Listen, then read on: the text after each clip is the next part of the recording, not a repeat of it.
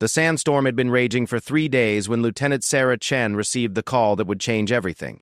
She stood in the communications tent at Forward Operating Base Delta, her dark eyes scanning the encrypted message that had just come through on the secure channel. The words seemed to blur together as she read them again, hoping she had misunderstood. Operation Blackwater had gone silent. 12 of the Navy's most elite SEALs, led by Commander Jake Morrison, had been conducting a high-priority reconnaissance mission in the Kabari Desert when their last transmission came through 72 hours ago. The message had been brief and concerning. Package located. Moving to secondary position. Going dark. Sarah crumpled the paper in her fist, feeling the familiar weight of responsibility settle on her shoulders. As the region's top intelligence analyst and desert warfare specialist, she knew these men better than their own families did. She had planned their insertion routes, studied their targets, and tracked their movements across some of the most hostile terrain on Earth. Colonel Martinez, the base commander, entered the tent with heavy steps. His weathered face showed the strain of 3 sleepless nights. Chen, we need options. The Pentagon is breathing down my neck, and the media is starting to ask questions about our boys. Sarah turned to face her superior officer, her mind already racing through possibilities. Sir, the last satellite imagery shows no movement in their operational area. The sandstorm has grounded all air assets, and the terrain is too rough for ground vehicles. What about extraction? Can we get a team in there? Not through conventional means. Sarah moved to the large tactical map spread across the central table. Her finger traced the route the SEAL team had taken into the desert. They went in light and fast, using natural cover to avoid enemy patrols, but something went wrong. The colonel studied the map, noting the red circles marking known enemy positions. Intelligence suggested minimal resistance in that sector. What could have taken down Morrison's team? Sarah had been asking herself the same question. Commander Morrison was a legend among Special Forces operators. He had survived 3 tours in Afghanistan, countless missions in Iraq, and had earned 2 silver stars for his actions under fire. His team was hand-picked from the best operators in the Navy, each man a specialist in desert warfare and counter-terrorism operations. Sir, I'd like permission to conduct a solo reconnaissance mission into the area. Colonel Martinez looked at her as if she had suggested flying to the moon. Absolutely not, Lieutenant. We're not losing another asset out there. With respect, sir, I know that desert better than anyone on this base. I've spent 18 months studying every dune, every wadi, every possible hiding place. If anyone can find them, it's me. The colonel walked to the tent's entrance and stared out at the swirling sand that had trapped them all for days. The storm was beginning to weaken, but visibility was still near zero. Even if I were inclined to approve such a mission, how would you get past enemy lines? Our intelligence indicates at least 2 companies of hostile forces between us and the last known position of Blackwater. Sarah moved to her personal equipment locker and pulled out a worn leather journal. Inside were detailed notes, hand-drawn maps, and photographs she had collected during her time in the region. 3 months ago, I discovered an old smuggler's route that runs through the Jabal al-Nur Ridge system. The locals have been using it for generations to move goods across the border. It's not on any military maps. She opened the journal to a detailed sketch of the mountainous terrain north of the SEAL's last position. The route is narrow and dangerous, but it would allow someone to approach the area from an unexpected direction. The enemy won't be watching these paths because they believe them to be impassable. Colonel Martinez examined the hand-drawn maps with growing interest. Sarah had always been thorough in her intelligence work, but this level of detail was extraordinary. How do you know about this route? I cultivated a source in the local population. An old merchant named Khalil who has been using these paths since he was a boy. He showed me the route in exchange for medical supplies for his village. The colonel was quiet for a long moment, weighing the risks against the potential for success. 12 Navy SEALs were worth almost any risk, but sending another soldier into harm's way based on the word of a local merchant seemed like a recipe for disaster. What makes you think you can succeed where our best operators have failed? Sarah closed her journal and looked directly into the colonel's eyes. Because I won't be trying to fight my way out, sir. I'll be using stealth and local knowledge to avoid contact entirely. Get in, locate our people, and call for extraction. The communications specialist, Sergeant Rodriguez, looked up from his equipment. Colonel, we just received another update from satellite reconnaissance. The storm is clearing faster than expected. We should have full visibility in 6 hours. That's our window, Sarah said urgently. Once the enemy can see clearly again, they'll consolidate their positions. If our people are alive out there, this might be our only chance to reach them before the situation becomes impossible. Colonel Martinez studied the young lieutenant standing before him. Sarah Chen had been an unconventional addition to his command. She held degrees in Middle Eastern Studies and Linguistics from Stanford University, spoke fluent Arabic and Farsi, and had requested assignment to one of the most dangerous postings in the military. In the 18 months she had been at FOB Delta, she had never failed to deliver accurate intelligence. What equipment would you need? Sarah felt a surge of adrenaline. Minimal loads, sir. Personal weapons, communications gear, water for 3 days, and navigation equipment. I'll travel light and fast. Medical supplies? Basic trauma kit only. If our people are seriously wounded, I'll need to call for immediate extraction anyway. The colonel moved to the secure communication terminal and began typing a message to higher command. I'm not approving this mission, Lieutenant. I'm passing your proposal up the chain and letting someone with more stars than me make this decision. Sarah understood the position her commander was in, but she also knew that every hour of delay reduced the chances of finding the SEAL team alive. She returned to her journal and began reviewing her notes about the smuggler's route. The path through the Jabal al-Noor ridge was treacherous even in good weather. It required climbing skills, intimate knowledge of the terrain, and the ability to move silently through areas where a single misstep could trigger a landslide. Sarah had practiced the route twice with her source, Khalil, but always during daylight hours and with someone who knew every dangerous section. Attempting the crossing alone at night while avoiding enemy patrols would be the most challenging thing she had ever attempted. Sergeant Rodriguez's radio crackled to life. Delta Base, this is Overwatch 7. We have movement in Sector 4. Colonel Martinez grabbed the handset. Overwatch 7, this is Delta Base. Define movement. Sir, we have approximately 30 personnel moving in convoy formation toward the Blackwater operational area. Vehicles appear to be carrying heavy equipment. Sarah felt her stomach drop. They're moving to fortify positions around our people. The colonel keyed his radio again. Overwatch 7. Can you identify the equipment? Negative, Delta Base. Too much residual dust in the air for clear identification, but the convoy is moving with purpose. Estimate arrival at target area in 4 hours. Colonel Martinez set down the handset and looked at Sarah with new urgency. 4 hours. If our boys are pinned down out there, that convoy could be bringing the firepower to finish them off. Or they could be setting up to move prisoners, Sarah added grimly. The secure terminal chimed with an incoming message. Colonel Martinez read it quickly, his expression growing more serious with each line. He handed the printout to Sarah. The message was brief but clear. Operation authorized. Proceed with extreme caution. Extraction assets on standby. Sarah felt a mixture of excitement and terror as she realized her mission had been approved at the highest levels. Someone in Washington believed that a single intelligence officer might be able to accomplish what conventional rescue forces could not. Rodriguez, I need a secure channel to Khalil's village. The communications specialist looked confused. Ma'am, that's not on any of our approved contact lists. It's an authorized intelligence asset, Sarah explained. The frequency is in my operational files. Colonel Martinez nodded his approval, and Rodriguez began setting up the communication link. While they worked, Sarah gathered her equipment from the armory. She selected an M4 carbine with suppressor, a Sig Sauer P226 pistol, night vision goggles, and a tactical vest loaded with ammunition and basic supplies. The radio crackled with static before Khalil's voice came through in accented English. My friend Sarah, you call in the storm. This is not good. Khalil, I need to use the mountain path tonight. Can you guide me? There was a long pause before the old merchant responded. The path is dangerous in darkness, and there are men with guns in the valley.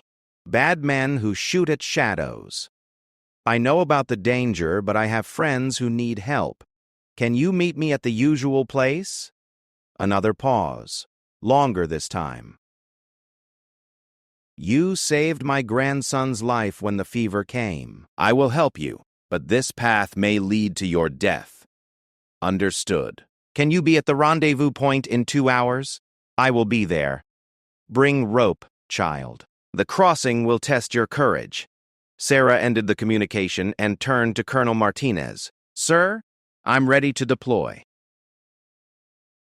The colonel looked at the young woman who was about to attempt one of the most dangerous rescue missions he had ever authorized.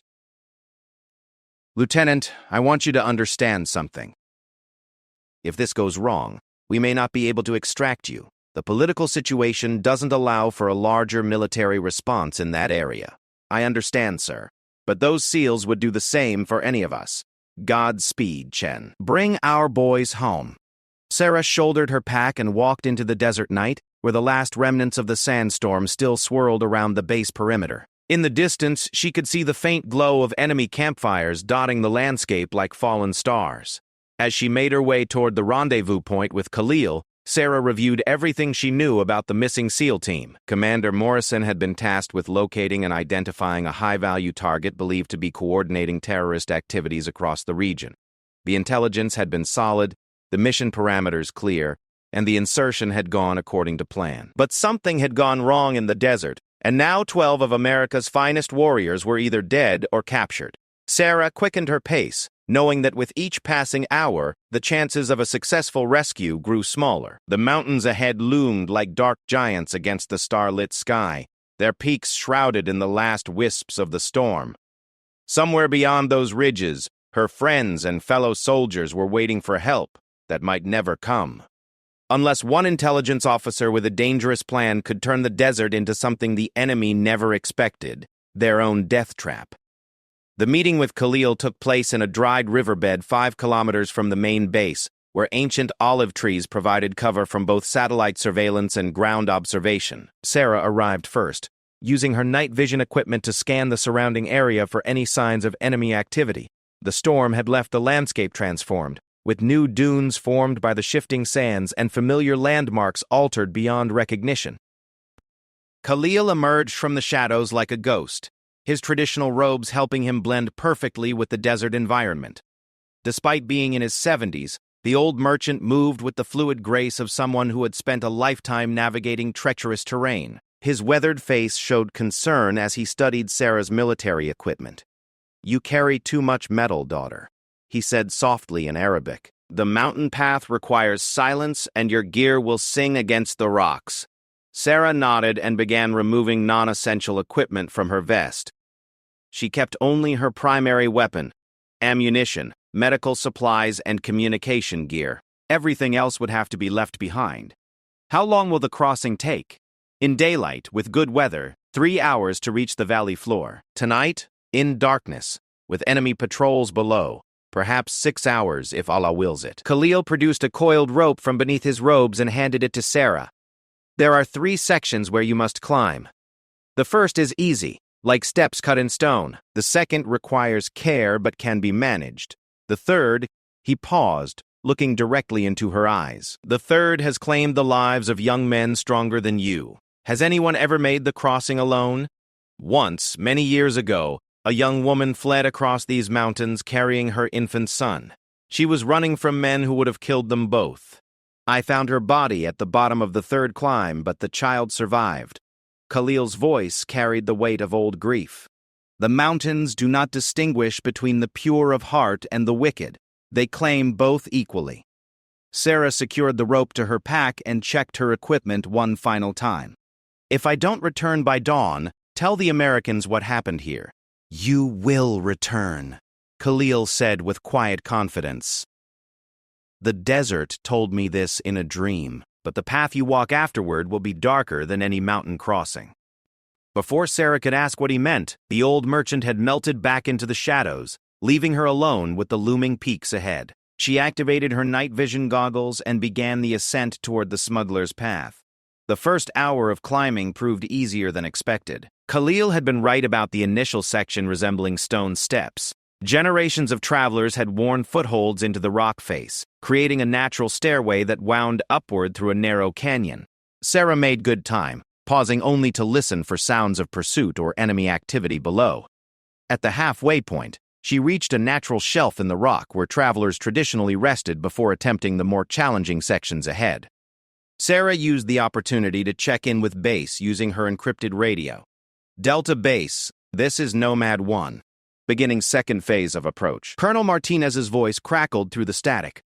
Nomad 1, be advised satellite shows increased enemy movement in your target area.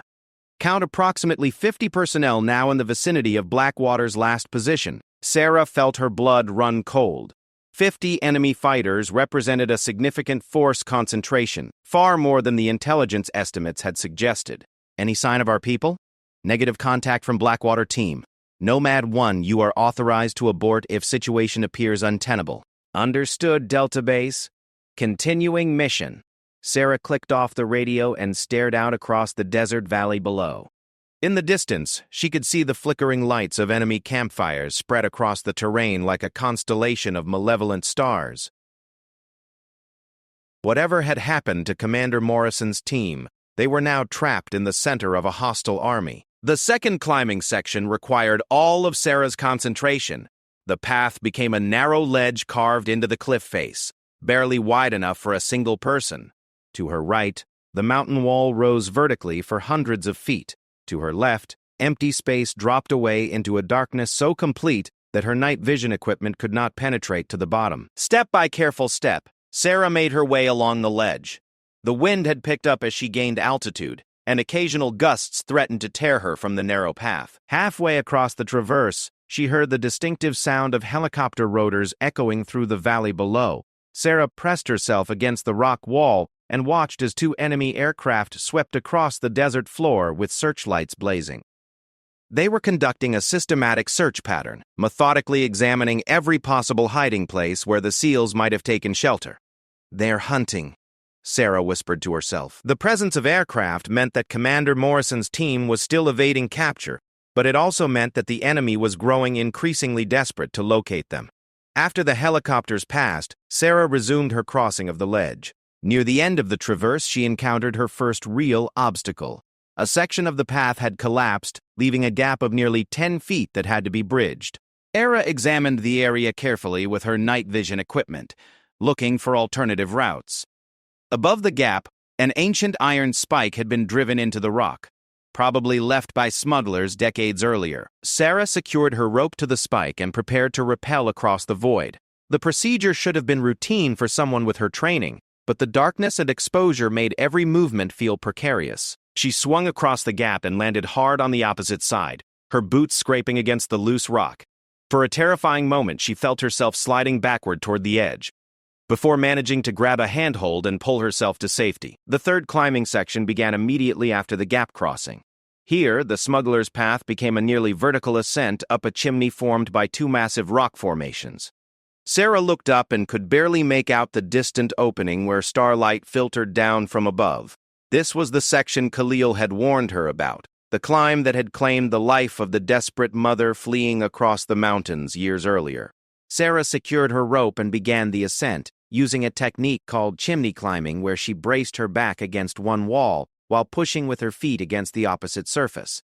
The first 50 feet went smoothly, but as she climbed higher, the chimney began to narrow. Soon, Sarah found herself wedged between the rock walls, struggling to make upward progress while carrying her equipment. Sweat began to stream down her face despite the cool mountain air, and her muscles started to burn from the sustained effort. Halfway up the chimney, disaster nearly struck. A loose rock shifted under her foot, sending a cascade of debris tumbling into the darkness below. Sarah hung motionless for several minutes, listening to the echoes fade away and hoping that no one in the valley had heard the disturbance. When she finally reached the top of the chimney, Sarah collapsed on a small plateau to catch her breath. According to Khalil's instructions, she was now on the far side of the mountain ridge and within striking distance of the area where the SEAL team had disappeared. Sarah activated her radio for another check-in with Base. Delta Base, this is Nomad 1. Have completed mountain crossing.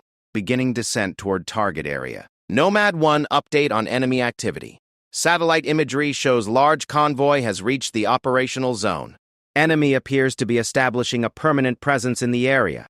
Sarah absorbed this information with growing concern. A permanent enemy presence suggested that whatever the SEALs had discovered was significant enough to warrant a major military response from hostile forces. Delta Base, any communication from Blackwater team? Negative. Nomad 1. No contact for over 80 hours now. Sarah began her descent down the far side of the mountain, moving carefully through terrain that was unfamiliar even to her. The slope was steep and covered with loose scree that shifted under her boots with every step. She had to pause frequently to prevent herself from triggering a landslide that would announce her presence to every enemy soldier in the valley. As she descended, Sarah could hear increasing activity from the enemy positions below. Diesel engines rumbled in the distance, and she occasionally caught fragments of radio transmissions in Arabic. The enemy was clearly engaged in a major operation, but the question remained. Were they searching for the missing SEALs, or were they protecting something the Americans had discovered? 2 hours before dawn, Sarah reached a position where she could observe the enemy encampment through binoculars. What she saw exceeded her worst fears. The hostile force had established a sophisticated base camp complete with armored vehicles, heavy weapons, and what appeared to be a mobile command post. Spotlights illuminated a perimeter that extended for nearly a mile in all directions, and armed patrols moved constantly through the area. At the center of the encampment, Sarah could see a cluster of buildings that hadn't appeared on any intelligence reports. The structures looked recently constructed and were heavily guarded, suggesting they served an important purpose in enemy operations. As Sarah studied the facility through her binoculars, movement near one of the buildings caught her attention. A door opened, and several figures emerged into the harsh glare of the floodlights. Even at a distance of over a mile, Sarah's training allowed her to recognize American military uniforms. The missing SEALs were alive, but they had been captured. Sarah watched in horror as her fellow soldiers were marched between buildings under heavy guard. She counted only 8 figures, meaning that 4 members of the team were unaccounted for. Either they had escaped during the initial contact, or they had been killed in the fighting. Delta Base, this is Nomad 1. I have visual contact with enemy installation. Blackwater team has been compromised. Repeat, Blackwater team is in enemy custody. Colonel Martinez's voice came back immediately. Nomad 1, can you confirm number of personnel? I count 8 individuals in American uniforms under guard. Location appears to be a major enemy facility not shown on our intelligence maps. There was a long pause before the colonel responded.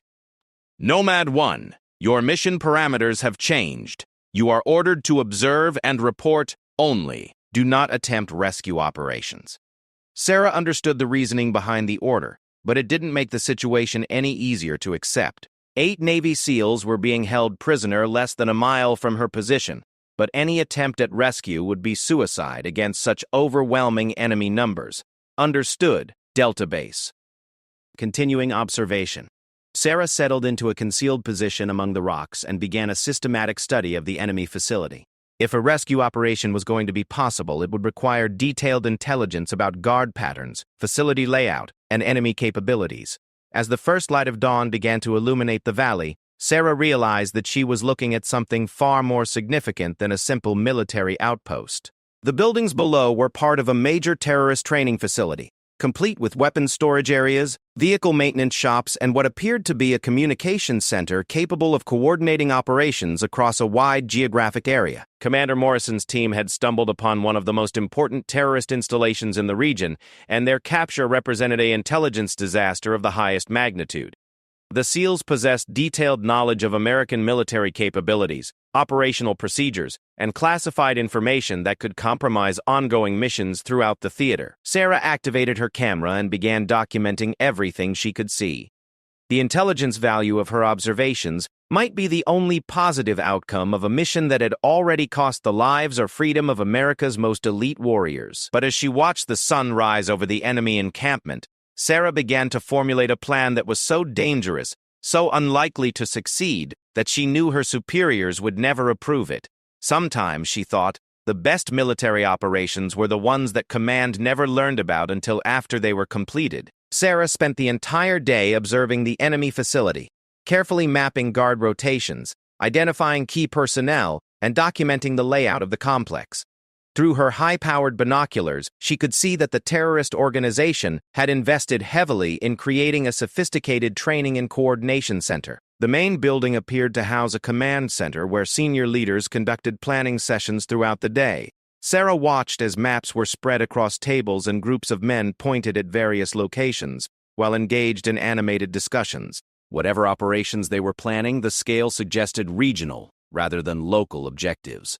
3 smaller buildings served different functions. One was clearly a barracks where the captured SEALs were being held under heavy guard.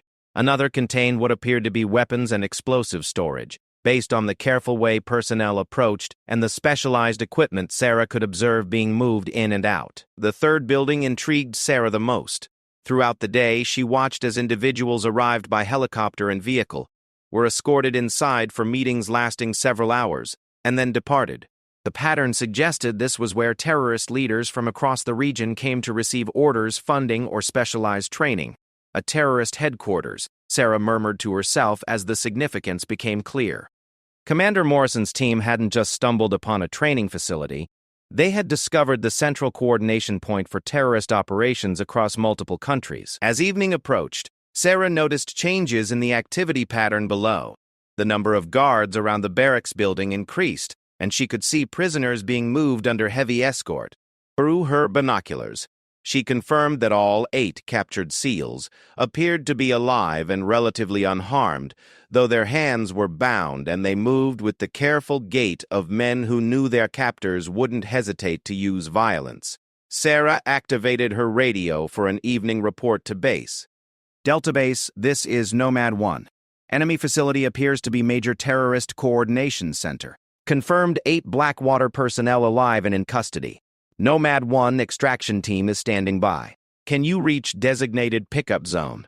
Sarah looked toward the extraction point, a flat area 5 miles from her current position where helicopters could safely land. Under normal circumstances, the movement would be straightforward, but enemy patrols now controlled all the approaches to her location. Negative, Delta Base.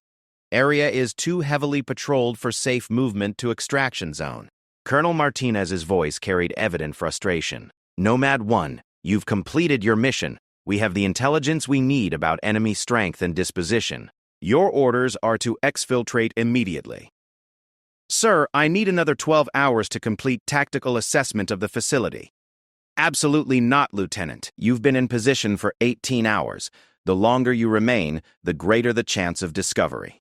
Sarah knew her commander was right from a tactical standpoint, but she also knew that leaving now would condemn the captured SEALs to execution or worse.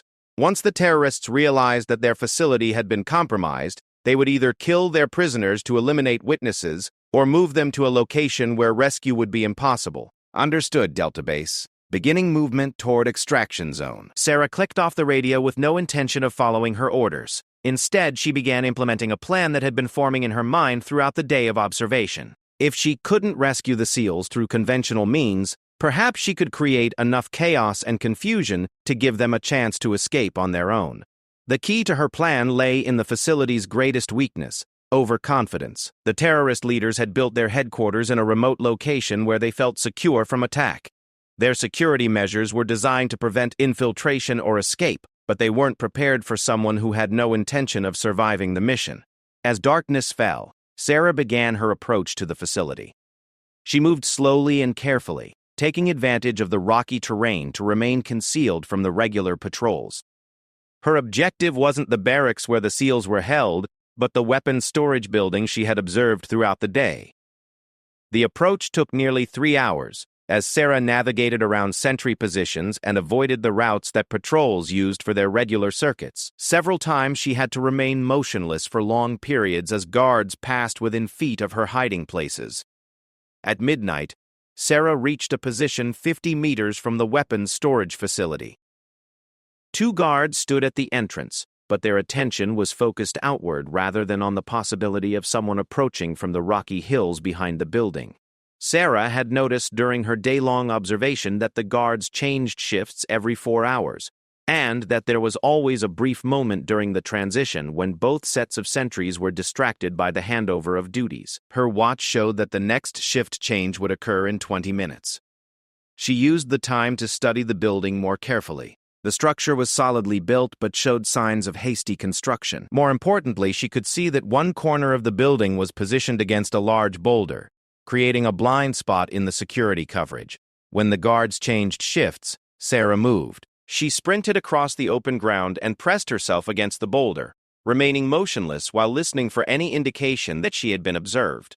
After several minutes without any alarm being raised, she began working her way around to the back of the building. The rear wall had no windows or doors, but Sarah had come prepared for that contingency.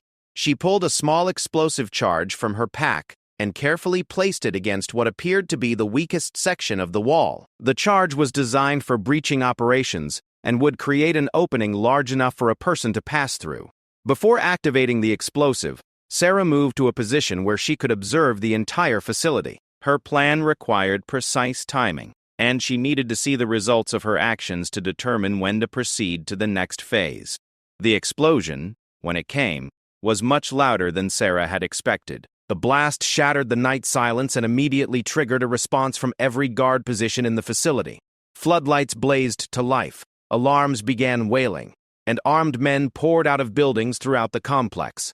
Sarah smiled grimly as she watched the chaos unfold below. The explosion had accomplished exactly what she intended. It had focused everyone's attention on the weapons storage building while creating enough confusion to mask her next moves. As guards rushed toward the source of the explosion, Sarah began working her way toward the barracks where the SEALs were imprisoned. The route she had planned during her day-long observation took her through areas that were now temporarily unguarded as personnel responded to the apparent attack. She reached the barracks building to find that most of the guards had abandoned their posts to join the search for whoever had attacked the weapons facility. Only 2 sentries remained, and they were clearly nervous about being left alone during an emergency. Sarah circled the building until she found a window that offered a view into the room where the prisoners were being held. What she saw through the glass made her heart race with a mixture of relief and determination. All 8 SEALs were present and appeared alert despite their confinement. Commander Morrison was clearly still in charge of his men, organizing them into a defensive formation, even while bound and imprisoned.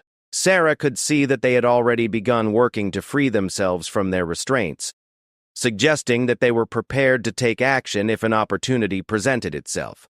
The opportunity Sarah was about to provide them would require split-second timing and coordination. She had one more explosive charge, but using it would certainly alert every enemy soldier in the facility to her exact location. Sarah activated her radio on the emergency frequency that all Special Forces personnel monitored. Blackwater Team, this is Nomad 1. Prepare for immediate extraction. Take cover and be ready to move on my signal. Inside the barracks, she could see Commander Morrison's head snap up as he recognized her call sign. Within seconds, all 8 prisoners had positioned themselves against the wall furthest from the window. Sarah placed her second explosive charge against the exterior wall of the barracks and moved to a safe distance.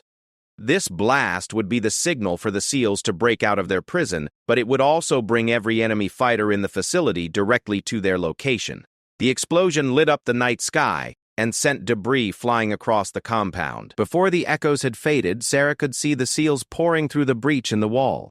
Even after days of captivity, they moved with the fluid precision of elite warriors.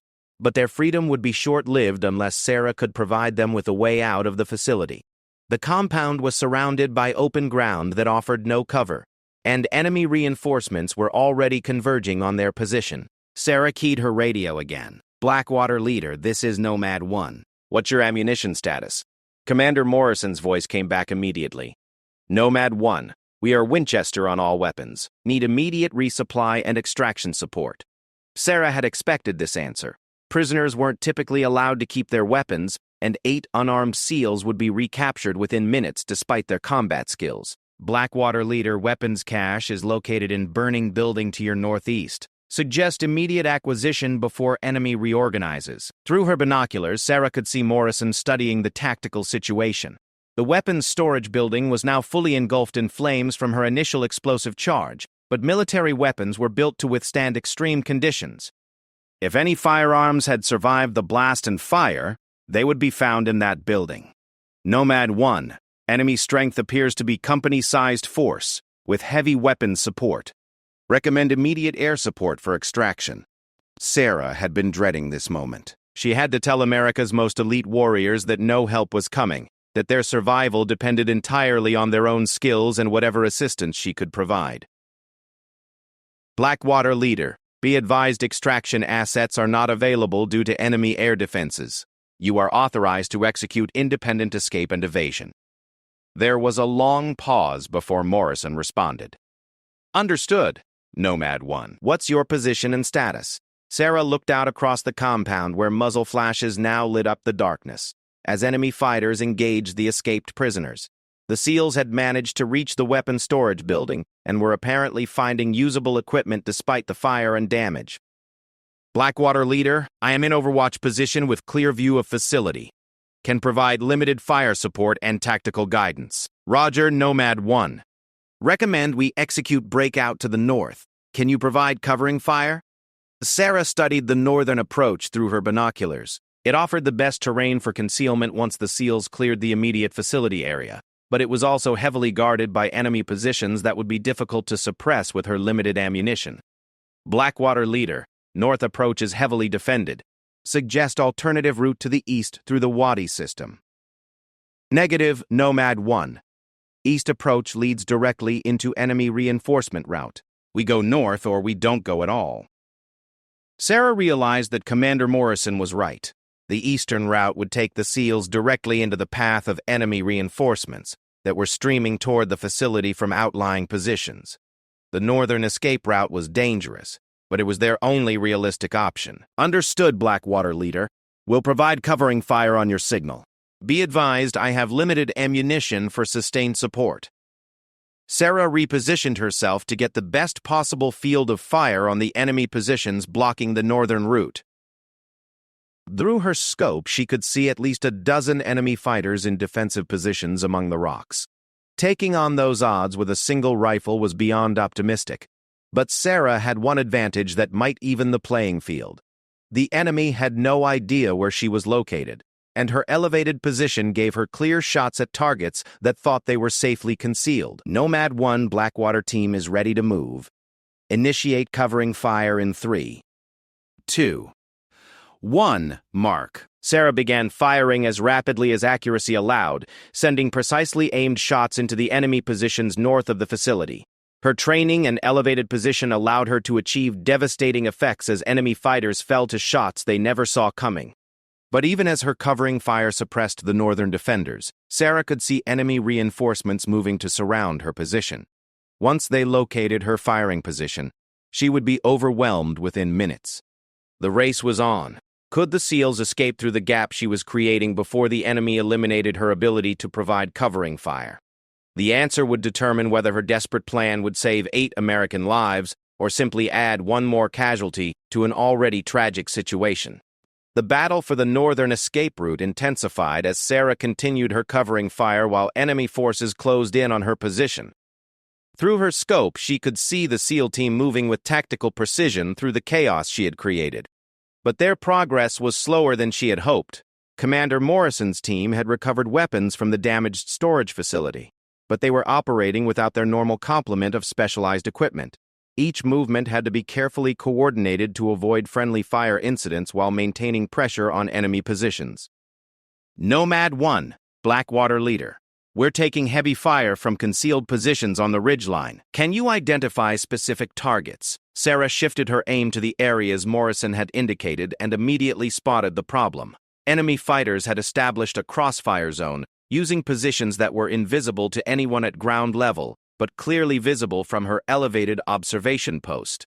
Blackwater Leader, I have eyes on 3 fighting positions along the ridge. Engaging targets now. Sarah methodically engaged each position using her superior vantage point to deliver precise shots that neutralized the enemy fighters one by one. Her training in long-range marksmanship proved invaluable, as she made shots that would have been impossible for the SEALs to achieve from their position. But with each shot, Sarah knew she was revealing her location to increasingly sophisticated enemy countermeasures. She could see teams of fighters using military tactics to triangulate her position based on muzzle flash and sound signature. Blackwater Leader, enemy forces are moving to flank my position. You have approximately 10 minutes before my covering fire is compromised. Understood, Nomad 1. We're moving as fast as possible, but we've got wounded personnel slowing our advance.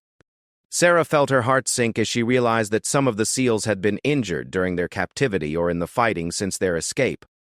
Moving wounded personnel through hostile territory would require precious time that they didn't have. Through her binoculars, she could see enemy reinforcements arriving at the facility in increasing numbers. What had started as a company-sized force was growing into a battalion-strength operation as terrorist leaders committed more resources to preventing the Americans from escaping. Blackwater leader, what's the status of your wounded? 2 personnel with mobility issues but still combat effective. We can maintain current pace for another 20 minutes before requiring rest. 20 minutes would put them barely clear of the immediate facility area, but still well within the enemy's ability to pursue and recapture them.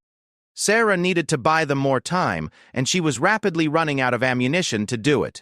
She counted her remaining rounds and realized she had perhaps 5 minutes of sustained fire remaining. After that, she would be reduced to her sidearm, which was useless at the ranges required for effective covering fire. Blackwater leader, I'm going to create a diversion to draw enemy attention away from your route. Continue north toward the extraction coordinates I'm sending you now.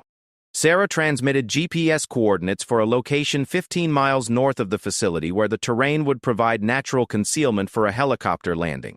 It was ambitious to think the SEALs could travel that distance while being pursued, but it was their only realistic chance for rescue. Nomad 1, negative on the diversion. We don't abandon our people. Commander Morrison's response was exactly what Sarah had expected from a SEAL team leader, but it was also exactly the wrong answer for their tactical situation.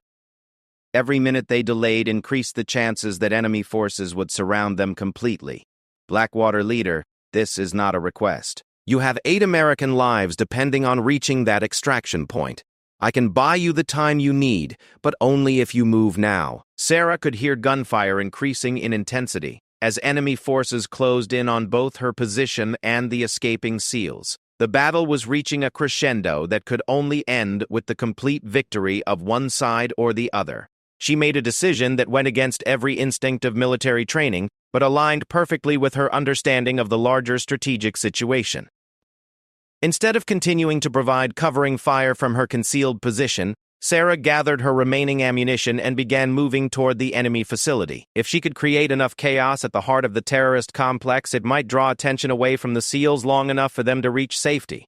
The plan was suicide, but it was the only way to ensure that the intelligence they had gathered would make it back to American forces. Sarah's movement toward the facility took her through terrain that offered minimal concealment. She had to rely on speed and the confusion of the ongoing battle to avoid detection until she reached her objective. Her target was the command building where she had observed terrorist leaders conducting planning sessions throughout her day of observation. If she could eliminate the senior leadership and destroy their communications equipment, it would create chaos that would take hours for the enemy to resolve. The approach to the command building required crossing 200 meters of open ground under floodlights while automatic weapons fire erupted throughout the facility. Sarah sprinted from cover to cover, using vehicles and structures to mask her movement while enemy fighters searched for targets in the confusion. 50 meters from the command building, Sarah encountered her first direct opposition.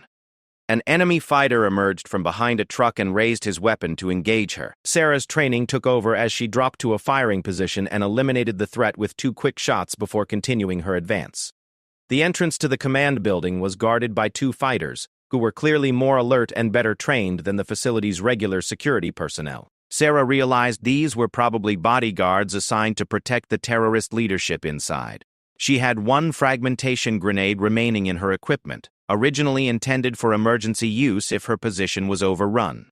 Instead, she armed the grenade and rolled it toward the entrance while the guards were distracted by gunfire from other parts of the facility. The explosion eliminated both guards and damaged the reinforced door enough for Sarah to force entry into the building. Inside, she could hear voices shouting in Arabic as the terrorist leaders realized their headquarters was under direct attack. Sarah moved quickly through the building, using her knowledge of Arabic to locate the main command center. The facility's communication equipment was more sophisticated than she had expected, with satellite links and computer systems that suggested coordination with terrorist cells across multiple continents. 3 terrorist leaders were attempting to destroy documents when Sarah entered the command center. Her presence clearly shocked them, as they had believed their facility was under attack by a large American force rather than a single intelligence officer. "Stop!" Sarah commanded in Arabic while keeping her weapon trained on the group. The oldest of the 3 leaders smiled coldly and responded in accented English. "You are too late, American. Your SEAL friends will be recaptured within the hour, and you will join them in death. Maybe, Sarah replied, but your operation ends tonight. She began systematically destroying the communication equipment with grenades and gunfire, eliminating the terrorist organization's ability to coordinate with affiliated groups across the region. Each piece of destroyed equipment represented months of planning and coordination that would have to be rebuilt from scratch. The terrorist leader watched her destruction of his command center with growing fury. You think this matters? We have other facilities, other plans. Your sacrifice achieves nothing. Sarah paused in her destruction to look directly at the man. Actually, it achieves everything. The location of this facility, your organizational structure, your communication protocols, all of that information is already in American hands. We know who you are, how you operate, and where your people are located. For the first time, she saw uncertainty in the terrorist leader's eyes. The intelligence Sarah's mission had gathered would indeed provide American forces with unprecedented insight into the organization's operations. Even if this is true, the leader said, you will not live to see the results. Sarah could hear enemy fighters moving through the building toward the command center. Her time was running out, but she had one final objective to achieve. She activated her radio on the emergency frequency that would be monitored by multiple American units throughout the region. Any American forces monitoring this frequency, this is Lieutenant Sarah Chen, call sign Nomad 1. I am transmitting vital intelligence on terrorist operations and facility locations. Over the next 3 minutes, Sarah rapidly transmitted everything she had observed about the facility, its purpose, and the organizational structure she had identified. The information would provide American intelligence services with actionable targets for months of follow-up operations. As she finished the transmission, enemy fighters breached the command center entrance. Sarah had exhausted her ammunition during the approach to the building, leaving her with only her sidearm and the knowledge that she had completed her mission. The firefight in the command center was brief and intense. Sarah managed to eliminate 2 more enemy fighters before taking a round in her shoulder that spun her around and dropped her to the floor behind an overturned desk. Blood loss and shock began to cloud her vision, but she could still hear radio traffic on her equipment. Commander Morrison's voice came through clearly despite the static. Any station, this is Blackwater Leader. 8 American personnel approaching extraction coordinates. Request immediate helicopter support. Sarah smiled despite her wounds. The SEALs had made it to the pickup zone, and her sacrifice had bought them the time they needed to escape. Whatever happened to her now, the mission had succeeded. The terrorist leader appeared around the edge of the desk, his weapon trained on Sarah's position. Your friends may escape today, but this war will continue long after you are forgotten. You're probably right, Sarah admitted, but you won't be part of it. She triggered the last explosive device she carried, a demolition charge that would bring down the entire command building and eliminate any remaining intelligence materials the terrorists might salvage from the ruins.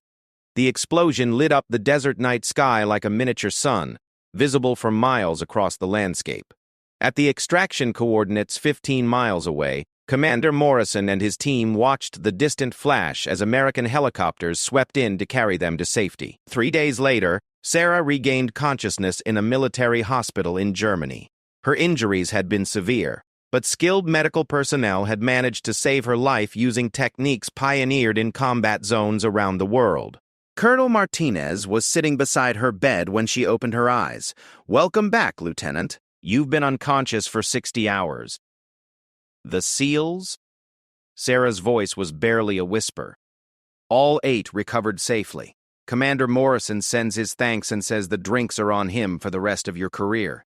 Sarah tried to smile, but found that even that simple gesture required more energy than she possessed. The intelligence? Being acted upon as we speak. Your transmission from the terrorist facility has provided us with target lists that will keep our operational units busy for the next 6 months. The organization you discovered won't recover from the damage you inflicted. Colonel Martinez leaned forward and spoke quietly. Sarah, what you did out there was beyond anything we could have asked for. The Pentagon is recommending you for the Medal of Honor. Sarah closed her eyes, thinking about the terrorists who had believed the SEALs were finished when they captured them in the desert. They had underestimated the determination of American forces and the willingness of one intelligence officer to turn their own stronghold into a death trap. The desert had indeed claimed its victims, but they hadn't been the ones the enemy expected.